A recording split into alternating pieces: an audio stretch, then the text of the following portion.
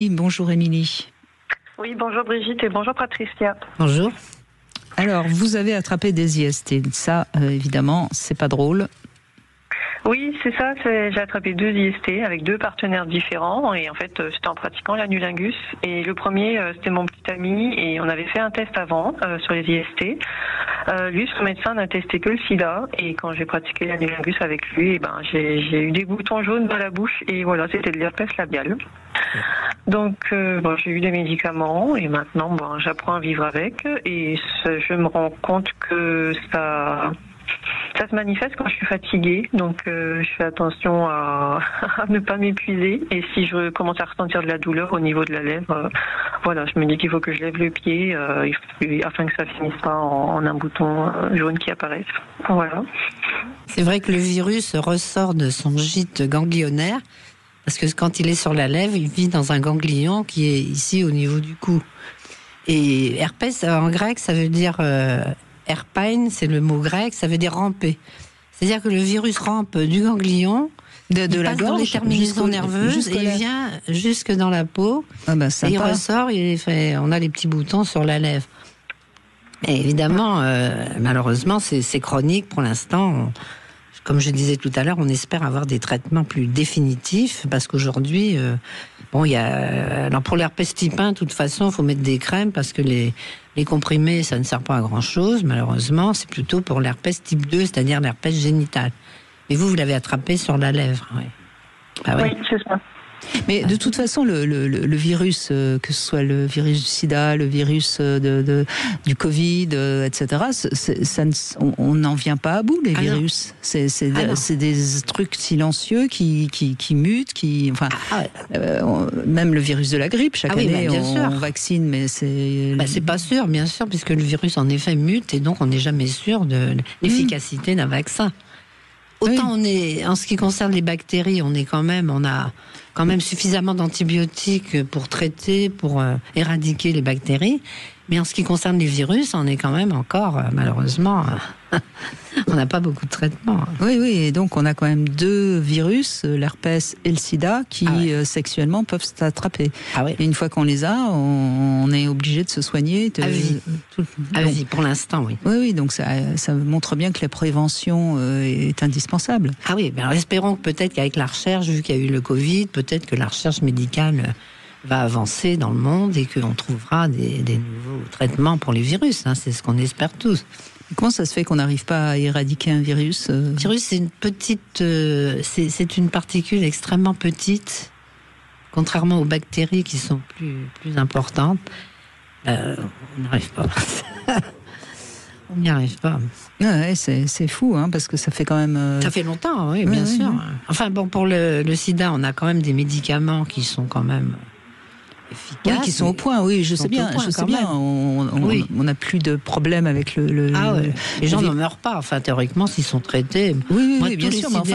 Ils vont même très très bien. Je suis bien d'accord avec vous, mais ils sont obligés de continuer à prendre le traitement. Ils ne peuvent pas arrêter leur traitement. Donc c'est quand même, lourd. D'être obligé tous les jours de prendre un traitement parce qu'on a un virus qui se balade dans notre corps. Tous les jours. Bon, en tout cas, Émilie, donc mauvaise nouvelle. Vous avez un intrus qui va rester en vous jusqu'au bout. Oui. Et alors en même temps, il peut rester très très silencieux pendant des années.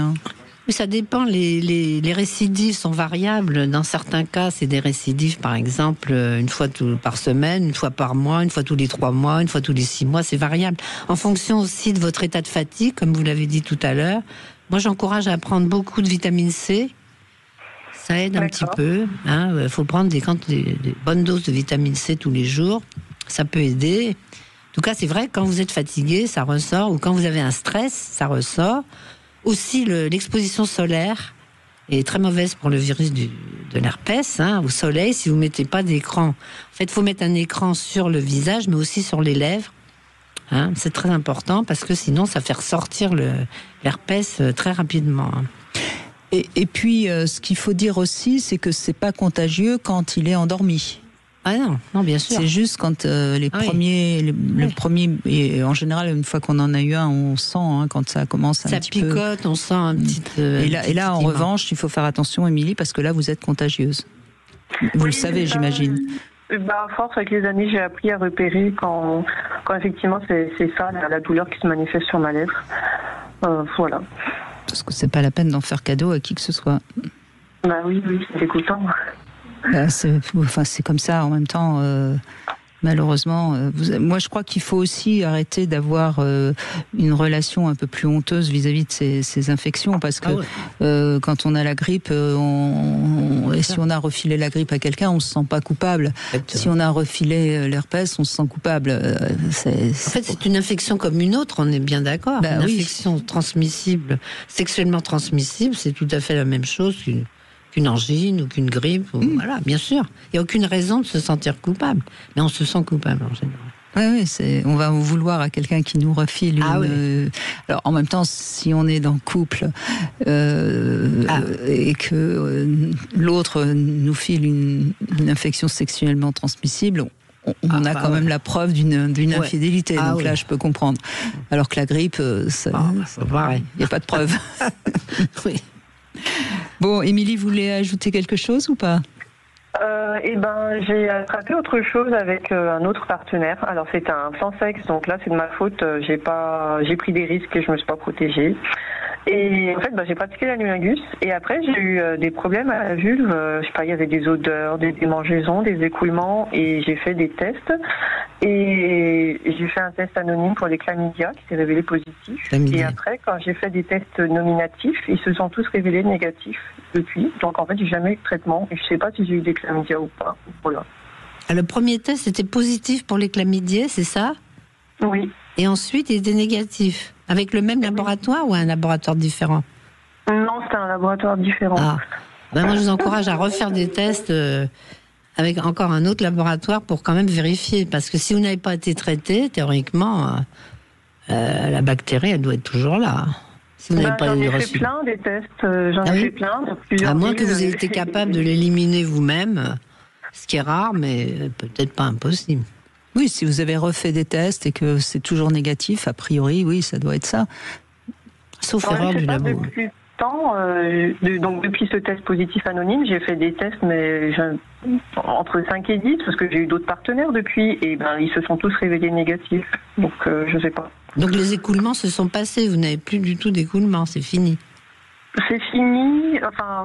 Donc j'avais vu un gynécologue quand même et j'ai eu un traitement. Donc c'était pas pour le chlamydia, mais c'était pour les démangeaisons, odeurs et écoulements. Mais vous avez eu un traitement. Oui, voilà. Donc pas pour les chlamydia, mais pour autre chose. Oui, mais peut-être que alors s'il a donné un antibiotique, peut-être que cet antibiotique a eu aussi un effet sur les chlamydia. C'est possible, ça. Bon, en tout cas, si les tests maintenant sont négatifs, tant mieux, on peut penser qu'en effet, mais vous nous dites les choses par petits puzzles, comme un puzzle, Émilie. Vous jouez avec nous. Hein. Bon, merci en tout cas. Faites un petit peu attention quand même, maintenant. Vous avez payé pour apprendre, comme on dit. Oui, allez. Ça m'a servi de leçon. Bon, très bien. Allez, on va continuer avec Vanessa dans un instant, qui voudrait éventuellement plutôt revenir sur la question des pratiques.